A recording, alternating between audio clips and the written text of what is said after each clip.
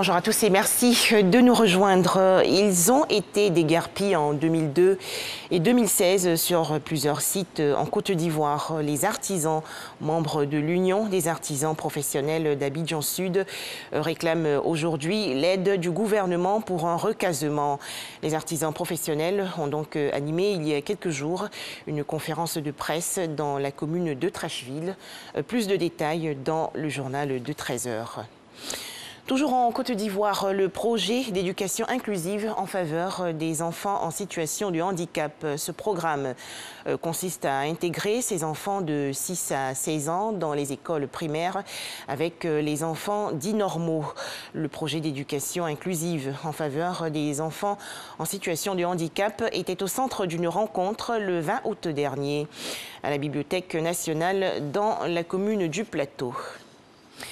Direction à présent Katié-Plinou, dans la région centre du pays. Les populations de ce village ont célébré récemment l'intronisation de leur chef.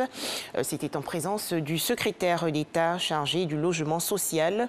Lataï Nguessan Kofi a invité les populations à cultiver le vivre ensemble pour un développement harmonieux du pays. Le vivre ensemble et la cohésion sociale comme ciment de la stabilité et le développement de la Côte d'Ivoire. Deux vœux chers au président de la République Alassane Ouattara, partagés par le secrétaire d'État chargé du logement social aux populations de la région d'Inzi. Lataï Kofi Nguessan était le parrain de la cérémonie d'intronisation du 8e chef du village de Katié-Plinou, sous-préfecture de Nzékré-Zessou. Demandant à mes frères et sœurs de Katié-Plinou de s'unir pour accompagner les chefs et surtout éviter tout ce qui crée la désunion et qui empêche la cohésion.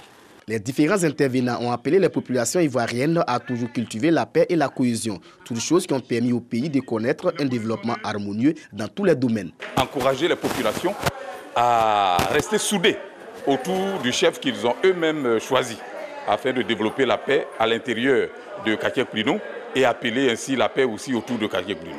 Tous nous leur avons donné le conseil de s'unir autour du chef pour que Katié-Plinou puisse avoir un développement meilleur.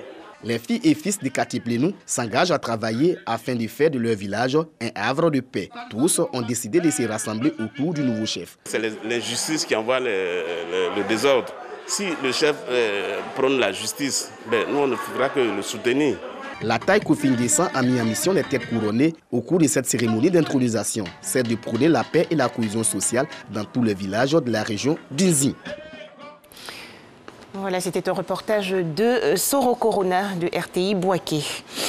En image, l'actualité au Burkina Faso, le dernier gouvernement de l'ex-président Blaise Compaoré devant la justice. Les 34 membres sont poursuivis pour leur implication présumée dans la répression de manifestants contre la modification de l'article 37 de la Constitution.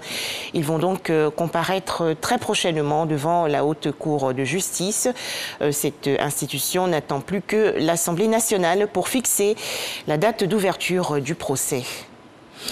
Au Sénégal, l'homme politique et grand patron de presse Bougane Gueye Dany, convoqué hier au commissariat central de Dakar, la capitale. Bougane Gueye Dany a reçu une lettre du préfet lui demandant de retirer ses affiches publicitaires, appelant les citoyens sénégalais à s'inscrire sur les listes électorales à 5 mois des élections municipales et départementales de janvier 2022.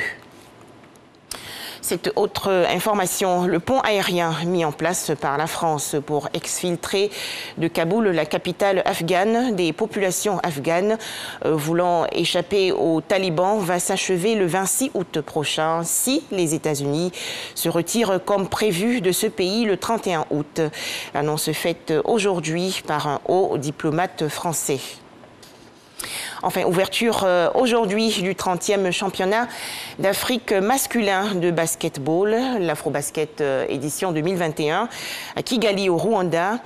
16 équipes dont les éléphants de Côte d'Ivoire sont en lice pour tenter de détrôner la Tunisie, tenante du titre.